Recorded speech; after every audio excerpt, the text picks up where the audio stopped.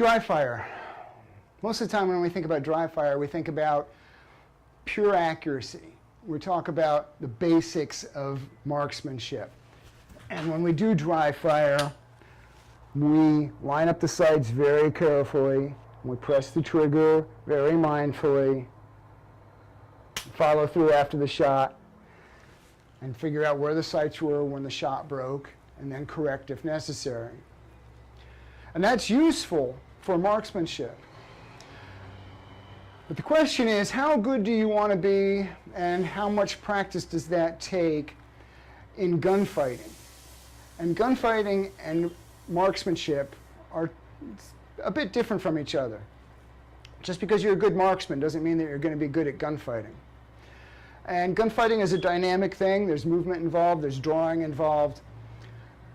And I know it's tough to get to the range as often as you like. You don't have the time, you don't have the money, ammunition's expensive, range fees can be expensive. Some ranges don't allow you to draw.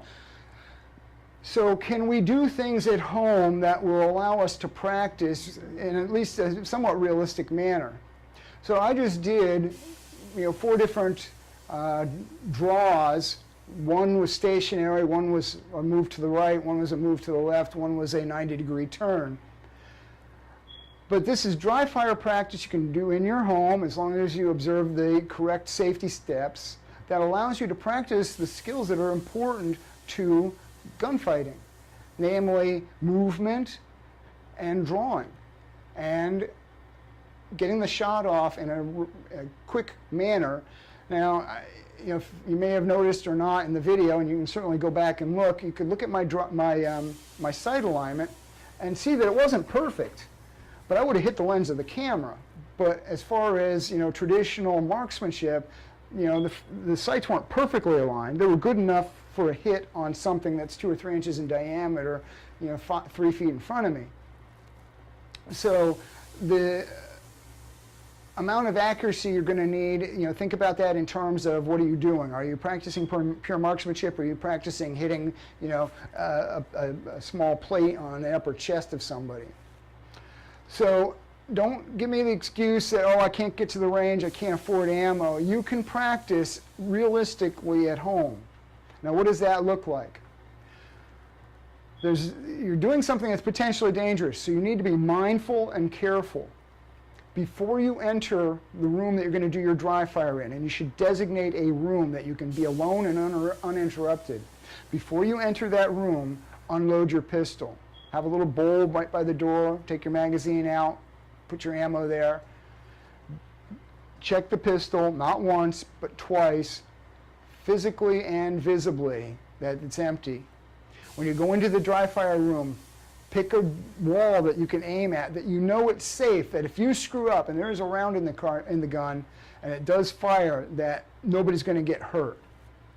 Now, and then the last thing is when the session is over and you go out the building, out of the room, and you load your pistol up, say out loud, and it seems silly to be talking to yourself, but it's important that you say out loud, the dry fire session is over.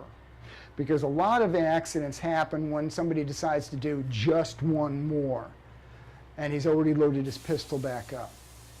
So if you follow those steps, dry fire is very safe, and dry fire does not have to be limited to just pure marksmanship. You can work your draw, you can work your movement, you can work your verbal commands. So there's no reason you can't draw, sidestep, draw your pistol, stop, get down, and do your verbal commands. Now notice I didn't pull the trigger on that, because not every time you draw your pistol are you going to have to shoot. So does it make sense to practice giving verbal commands and then getting compliance from the bad guy? This is another Tuesday's Tactical Tip of the Week. I'm Peter Burlingame. Thanks for watching. Be safe out there. If you liked what you saw, please subscribe and tell your friends about us. Thanks.